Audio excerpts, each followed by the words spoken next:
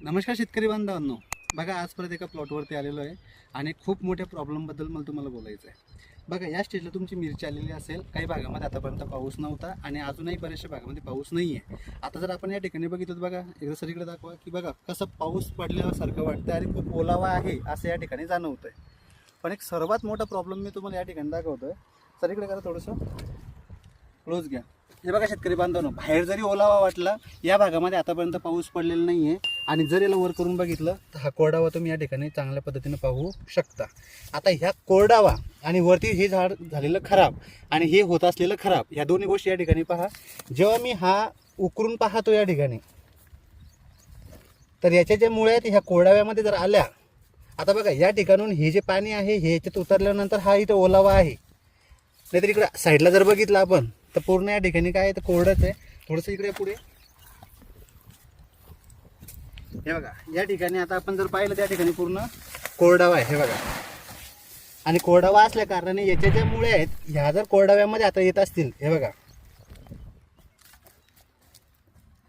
ह्या झाडाच्या मुळे जर या कोरडाव्यात येत असतील, हे बघा हे आता पण तिथं वाढल्या, आता कोरडाव्यात यायला लागल्या. ह्या पांढऱ्यामुळे जर तुम्हाला दिसत असेल तर हे बघा, हे बघा मुळ्या, तर तुमचा प्लॉट वरती या खडल्या जाणार 100%, अशा पद्धतीने होणार. आणि एक दुसरी मोठी चुकी आता शेतकरी असा करतोय बघा, शेतकरी बांधवांनो, कोणताही व्यक्ती जर तुमच्याकडे येत असेल तर तो असं झाड उपटून तुम्हाला दाखवतो. हे बघा, हे खराब झालेलं झाड याला अशा पद्धतीने उपटून दाखवतो आणि त्याला नंतर सांगतो की याला मुळ्या नाही आहे. ज्या मुळ्या आहेत, हे बघा हे रोटावेटर जे आपण करतो ते सवाण, याच्या मुळ्या अशा साईडला चालल्यात, खाली जात नाही आहे. त्याच्यानंतर जर हे बघा याच्या ज्यामुळे आपण बघितलं, थोडंसं क्लोज घ्या, याच्या जर मुळे आपण बघितल्या तर मुळ्यांना पण बुरशी लागायला लागली, मुळ्या लालसर झालेल्या आहेत. कारण या ठिकाणी जे काही अर्धा घंटा 1 घंटा पाणी दिलं जात होतं मोटरने, त्याच्यामुळे हे मुळे सडू राहायला खराब होत आहेत. आता काही लोक काय म्हणतात, मुळ्या जर खराब होऊ राहिल्या तर ह्युमिक ॲसिड सोड.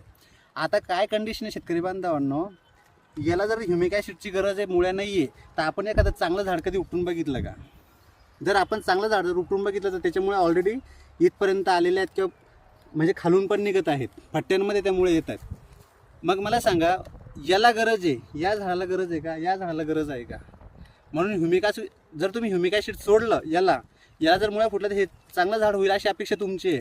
पण याला जर ह्युमिक ॲसिड गेलं आणि याच्या जर मुळे ह्या मल्चिंग पेपरमधून जर बाहेर यायला लागल्या तर 100% तुमचाही प्लॉट खराब होऊ शकतो.